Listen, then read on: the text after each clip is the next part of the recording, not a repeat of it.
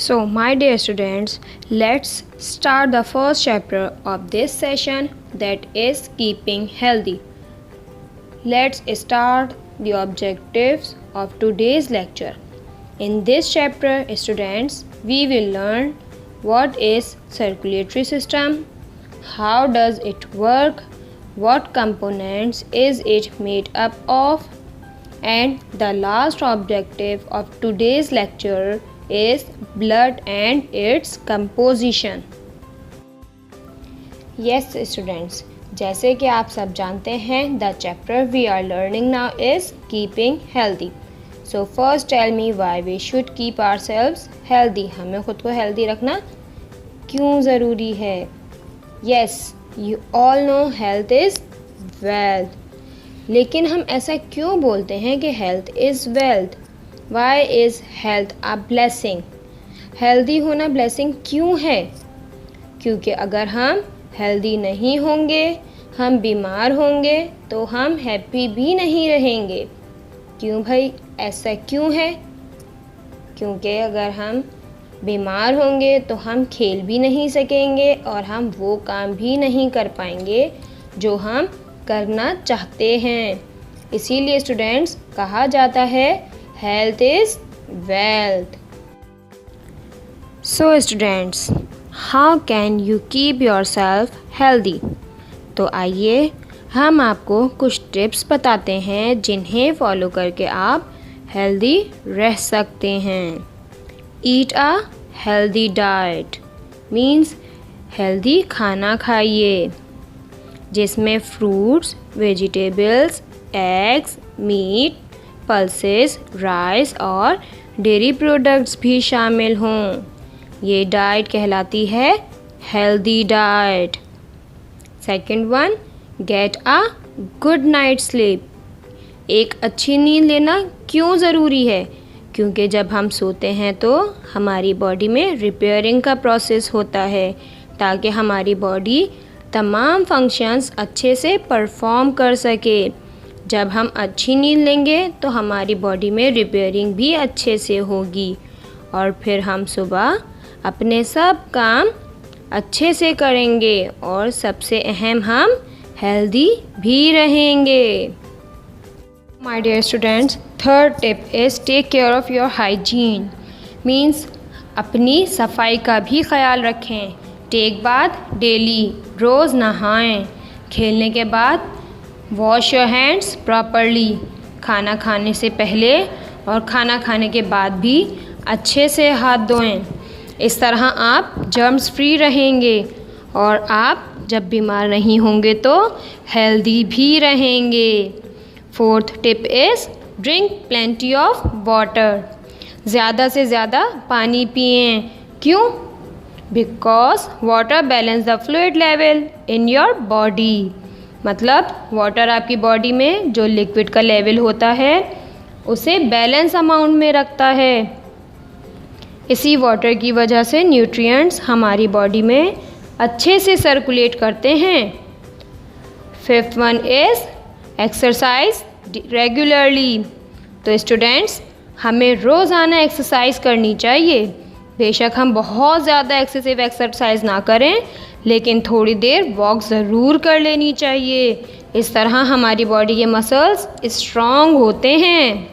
Last one is reduce salt and sugar intake. यानी salt और sugar का इस्तेमाल कम करें. क्यों भाई, ऐसा क्यों?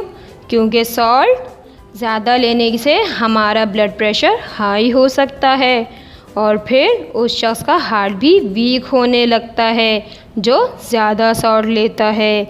इसी तरह अगर कोई बहुत ज़्यादा शुगर लेता है तो उसके टीथ ख़राब हो सकते हैं और उस शख्स को डायबिटीज़ भी हो सकती है. सो स्टूडेंट्स, अगर हम इन तमाम टिप्स को फॉलो करेंगे तो हम हेल्दी रह सकते हैं.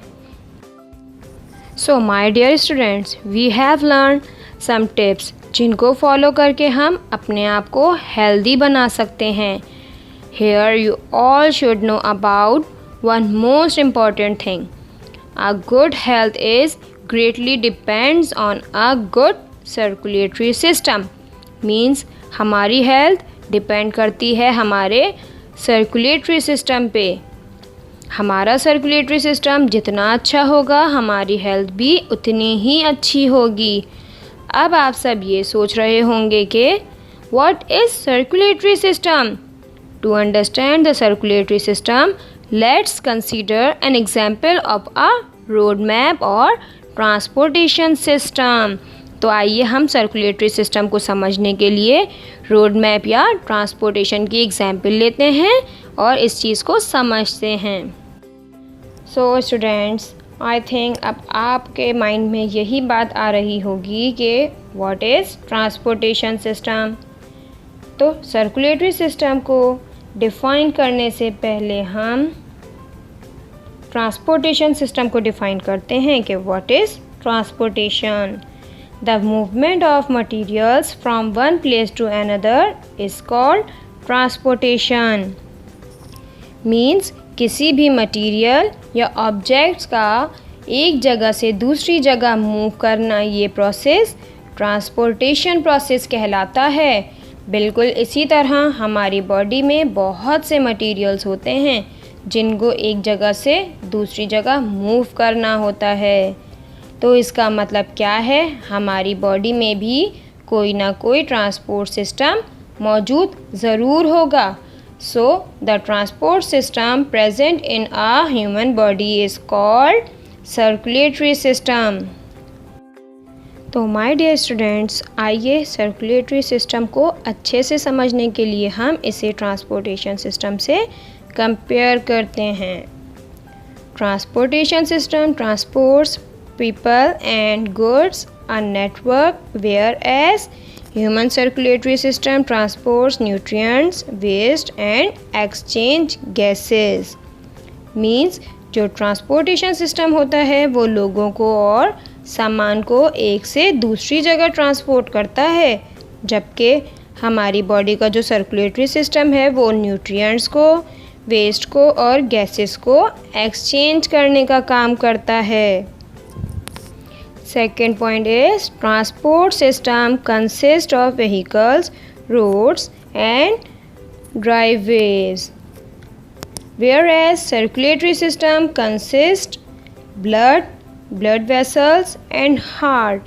Means transport system में vehicles मतलब गाड़ियाँ होती हैं, रोड्स होते हैं और हाईवेज़ होते हैं, जबकि जो हमारी बॉडी का सर्कुलेटरी सिस्टम है इसमें ब्लड वेसल्स और हार्ट होता है। Third point is the engines of the vehicles push and move the vehicles along the road, whereas in circulatory system the heart push the blood along the blood vessels. Means गाड़ियों में engine मौजूद होते हैं जिनकी वजह से गाड़ियाँ road पे मूव करती हैं, जबकि हमारे सर्कुलेटरी सिस्टम में हार्ट इंजन का काम करता है जो कि ब्लड को मूव करवाता है, पुश करता है through blood vessels. So it means student, the transport system of the human body which transport different materials from one place to another place of the body is known as human circulatory system. I hope students, by the comparison of transportation system and circulatory system, you all can easily define the circulatory system. So let's define it together. The system which transports materials from one part of the body to another part is called circulatory system. ये circulatory system क्या क्या functions perform कर सकता है? It means वो कौन से materials हैं जिन्हें सर्कुलेटरी सिस्टम बॉडी के एक पार्ट से दूसरे पार्ट तक ट्रांसपोर्ट करता है। आइए देखते हैं वो मटेरियल्स क्या क्या हो सकते हैं। Materials such as oxygen and digested food to all parts of the body. Means oxygen को और फूड जो डाइजेस्ट हुआ है उसे बॉडी के डिफरेंट पार्ट्स को ट्रांसपोर्ट कौन करता है? Circulatory system. Yes. Number 2, materials such as carbon dioxide to the organs that remove them from the body. Means कुछ मटेरियल्स जैसे कार्बन डाइऑक्साइड और वेस्ट जो होते हैं हमारी बॉडी के, उन्हें बॉडी के उस स्पेसिफिक पार्ट तक लेकर जाना जहाँ से ये बॉडी से बाहर रिमूव कर दिए जाएं, वहाँ तक ट्रांसपोर्ट करने का काम भी यही सर्कुलेटरी सिस्टम ही करता है। So it means circulatory system oxygen और फूड को ट्रांसपोर्ट करने के साथ साथ कार्बन डाइऑक्साइड और मटेरियल्स को भी ट्रांसपोर्ट करने का काम करते हैं। यस माय डियर स्टूडेंट्स, जब हम रोड ट्रांसपोर्ट सिस्टम को अपने सर्कुलेटरी सिस्टम से कंपेयर कर रहे थे तो we all know road transport system में व्हीकल्स यानी गाड़ियाँ, कार, ट्रक ही मटेरियल्स को ट्रांसपोर्ट करने का काम करते हैं।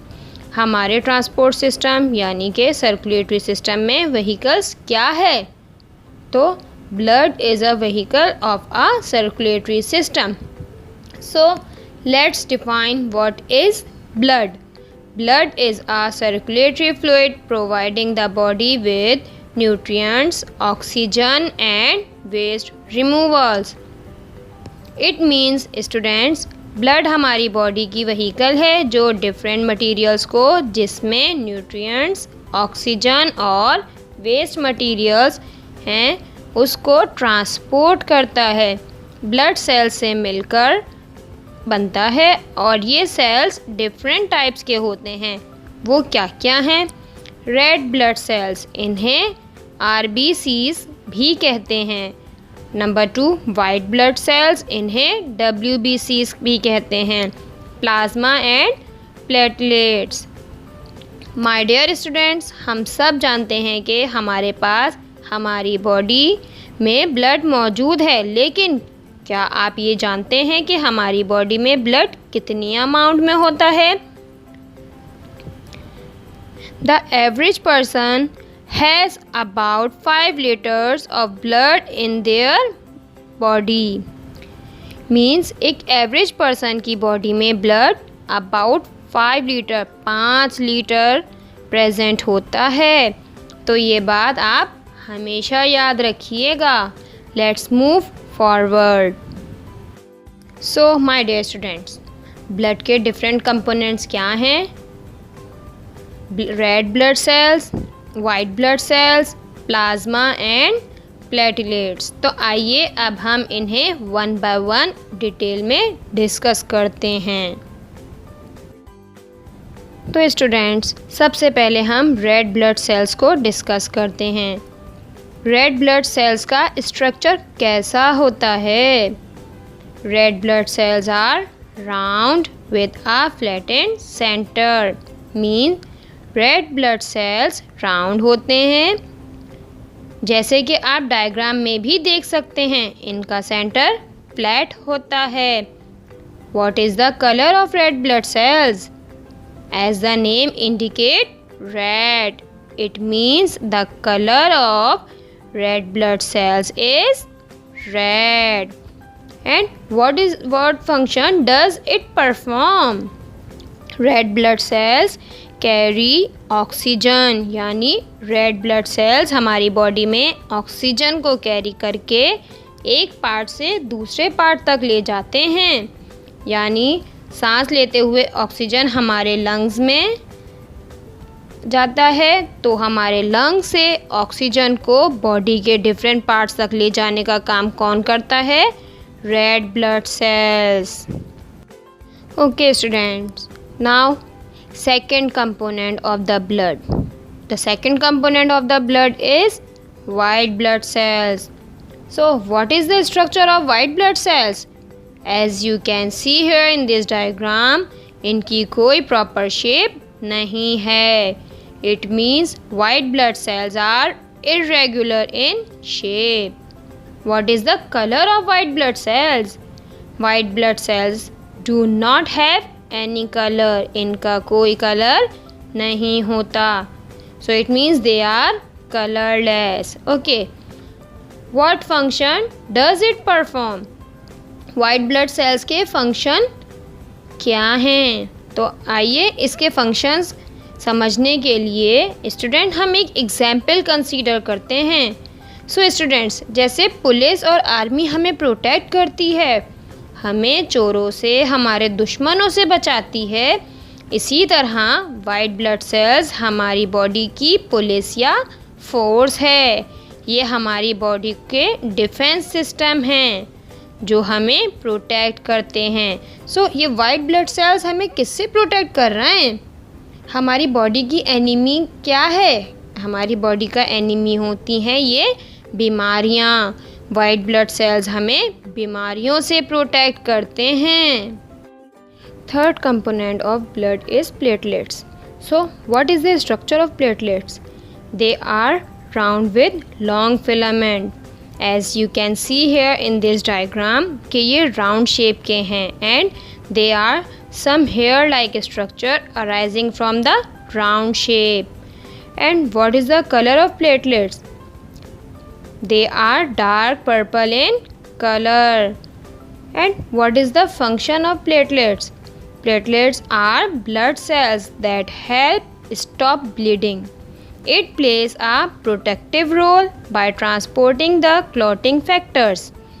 प्लेटलेट्स हमारे ब्लड के वो कंपोनेंट्स हैं जो हमें कहीं पे भी चोट लग जाए और वहाँ से खून निकल रहा है तो उस खून को, उस ब्लीडिंग को स्टॉप करने का काम यही प्लेटलेट्स ही करते हैं। सो स्टूडेंट्स, अगर प्लेटलेट्स ना हो हमारी बॉडी में तो एक छोटी सी चोट से भी बहुत ज़्यादा ब्लीडिंग स्टार्ट हो जाएगी। लेकिन आपको पता है, चोट लगने के बाद थोड़े टाइम तक खून निकलता है, उसके बाद वो खुद ही स्टॉप हो जाता है। वो जो ब्लड खून वहाँ क्लॉट हो जाता है, जम जाता है, वो ब्लड क्लॉट कौन करता है? प्लेटलेट्स करते हैं। They are the clotting factor, जो खून को जमा देते हैं ताकि चोट से जो ब्लीडिंग हो रही है वो रुक जाए। Last component of blood is plasma. What is the structure of plasma? It is a watery fluid. ये वाटर जैसा होता है। What is the color of it? Student, जैसे कि आप पिक्चर में देख सकते हैं, it is pale yellowish, यानी इसका कलर कैसा होता है? Yellow. What is the function of plasma? हमारे ब्लड का मोस्टली पार्ट होता है plasma. The plasma carries carbon dioxide, blood cells and other components throughout the body. यानी कि हमारे ब्लड का ज़्यादातर हिस्सा होता है प्लाज्मा, यानी कि वाटरी मटेरियल। तो इस वाटरी मटेरियल में ही तमाम सेल्स कार्बन डाइऑक्साइड्स और डिफरेंट कंपोनेंट्स को पूरी बॉडी में ट्रांसपोर्ट करने का काम कौन करता है स्टूडेंट्स? प्लाज्मा ये सारा काम कर रहा होता है। Now my dear students, the lecture is over and I am summarizing all the things we have learned today. We have learned about the circulatory system as it is like a transport system of our body. What does it transport? It transports blood throughout our body and blood is like a vehicle of our body. And what does blood contains? Blood contains different materials such as gases, waste materials and cells. The circulatory system is mainly composed of blood, blood vessels and heart. And we have also discussed the main components of blood, that are RBCs means red blood cells, WBCs means white blood cells, plasma and platelets. I hope my dear students, आपको आज का lecture बहुत अच्छा लगा होगा और आपको बहुत अच्छे से समझ भी आया होगा। लेकिन आपको अगर कोई भी छोटी सी भी चीज़ समझ नहीं आई तो you can take guideline from your text book. आप अपनी टेक्स्ट बुक से हेल्प ले सकते हैं। So students, this is your home assignment for this week. Question number 6 of page number 2 and question number 14 of page number 11. So students, let me explain you your homework. Question number 6 of page number 2. आपको question number 6 में करना क्या है? Students, आपके पास एक ऊपर box बना हुआ है, इसमें आपने ब्लड सेल की डायग्राम ड्रॉ करनी है। देन आपके पास आपके जो ब्लड के कंपोनेंट्स हैं इनकी लेबलिंग भी करनी है, means plasma, RBC, WBC and platelets, इनकी आपने लेबलिंग भी करनी होगी। लेबलिंग कर लेने के बाद स्टूडेंट्स नीचे टेबल आपको मेंशन है, आपके पास चारों कंपोनेंट्स हैं, आपने इसमें क्या करना होगा। अभी हमने जितना भी कुछ डिस्कस किया इनके बारे में आपने वो यहाँ लिखना होगा। ओके माय डियर स्टूडेंट्स, आपको आई थिंक ये होमवर्क क्लियरली समझ आ गया होगा। Okay students, your next homework is question number 14 of page number 11। इस होमवर्क के लिए आप अपनी टेक्स्ट बुक से हेल्प ले सकते हैं। आपको आपकी टेक्स्ट बुक में ईजीली इसके बारे में कंप्लीट नॉलेज मिलेगी, आप चाहें उससे हेल्प ले लीजिएगा। ओके स्टूडेंट्स, आपको ये सारा काम अपनी वर्ड बुक में करना होगा। Thank you so much my dear students, take care of yourself and take care of your family, and don't forget to subscribe SSCA YouTube channel and get notification for our upcoming lectures. Allah Hafiz.